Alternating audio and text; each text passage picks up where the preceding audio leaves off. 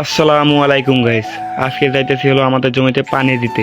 এই কারণে দেখেন আমি আমাদের ভ্যান ভর্তি করে এই যে যা যা লাগে মেশিন নিয়েছি ও সাথে নিয়েছি। জমিতে যেহেতু সারও দেবো পানি দেওয়ার পরে, এই কারণে সার নিয়েছি। তো যাইতেছি হলো আমাদের জমিতে আজকে পানি দিতে। তারপর আস্তে আস্তে চলে আসলাম যে জায়গায় আসতে হবে। তো এখানে এসেই ঘেমে গেছি, যেহেতু এখানে একটু রেস্ট নিতেছি, কারণ অনেক দূর হেঁটে আসলাম, পুরা 10 মিনিট লাগছে।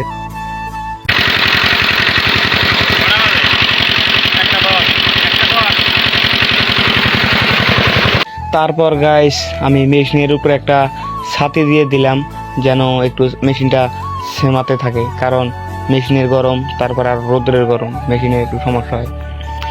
এই দেখেন যে জায়গাগুলোতে একটু পানি গেছে সেই জায়গাগুলো কি সুন্দর হয়ে গেছে, আর যে জায়গাগুলো তো এখনো পানি ঢুকে নাই, মাটি ফেটে দেখেন কেমন হয়ে গেছে। যদি পানি না দেই তাহলে এই ধান যা আছে সব মারা যাবে। তারপরে আমি আবারও চলে আসলাম আমাদের মেশিনের কাছে, আর দেখেন মেশিনে কি পানি উঠতেছে, ড্রেন দিয়ে পানি যা তাল পাইতেছে না, মানে ড্রেন উঠলে যাইতেছে। এই কারণে আমার আব্বা ড্রেনটা একটু পরিষ্কার করে দিতেছে, যেন পানি খুব দ্রুত যায়। তা না হলে তো ড্রেন যদি উঠলে যায় তাহলে ড্রেন ভেঙে অন্য খাতে পানি যাবে। এই কারণে ড্রেনটা ক্লিয়ার করে দিতেছে। তারপরে আমার আব্বা বললো, তুমি সেমাতে যাও, তোমার রোদ্রের ভিতরে থাকা লাগবে না, এখন যা সেমাতে যাও। তারপরে আমি এখানে আসলাম সেয়াতে। আসার পরে এই জায়গায় 2টা সারের বস্তা, তারপরে আমি একটা সারের বস্তা উপরে বসে পড়লাম, যেহেতু এই জায়গায় বসার মতো কিছু নেই। তারপরে আমার মা এখানে ভাত নিয়ে আসছে, যেহেতু দুপুর হয়ে গেছে, খিদেও লাগছে। ইলা ভাত কেটে আনছে ভাইয়া?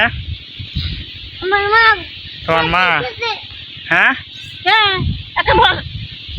আমি তোমাকে বলে ভাত দিব না, তোমাকে বলে ভাত দিব না। হ্যাঁ,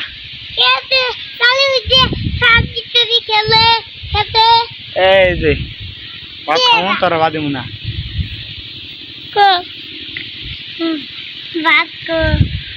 ভাত নাই, তোরা দেব না। ওটা কেডা? আব্দুল্লাহ। আমাদের কি, আমাদের স্বার্থ, আমাদের স্বার্থ না, আমাদের করবো না।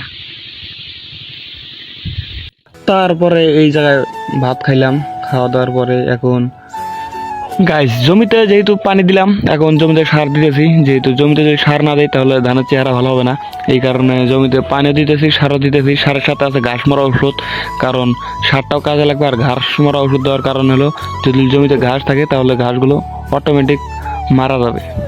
আর গাইস এখন একটু বিকাল টাইম, এই কারণে ক্যামেরাটাও একটু ভালো দেখা যাইতেছে। আর এই যে এই জমিগুলো এখন দেখতেছেন যে পিছনে, এই জমিগুলো তো পানি দিতেছি, উপরেগুলো পানি দেওয়া হয়েছে, এখন নিচেরটা পানি দিতেছি। এই যে এই জমিটাও পানি দেওয়া হয়েছে। তারপরে গাইস আমি আবারও আসলাম সেমাতে, কারণ যে রোদ, বিকাল হয়েছে তো কি রোদের পাওয়ারটা অনেক। তারপরে আবারও যেহেতু সার শেষ হয়ে গেছে, এই কারণে আমার বাবা সার এই জায়গায় মিক্সার করতেছে, কারণ সার যদি মিক্সার না করে তাহলে অযথা সার দিলে তো হবে না। আর এখন যে সারটা এই যে এখন মিক্সার করবে, এটা হলো ঘাস মারা ওষুধ। এই সারটা এখন সবগুলোর সাথে মিক্স করে দেবে, যেহেতু সারও কাজে লাগবে, তার সাথে ঘাস মারা ওষুধ দিলে ঘাস মারা ওষুধটাও ভালোই কাজে লাগবে।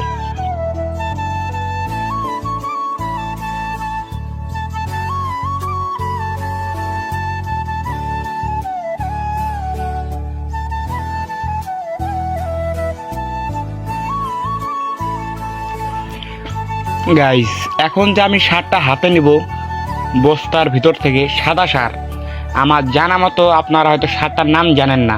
যারা যারা জানেন অবশ্যই কমেন্ট করে বলে যাবেন। শুধু আমার জানা মতো গ্রামের ছেলেরাই এই সারটার নাম জানে। এখানে কিছু সার আছে, এই সারের সাথে আরও কিছু সার মিক্সার করতেছে, কারণ এক একটা সার এক একটা কাজে লাগে।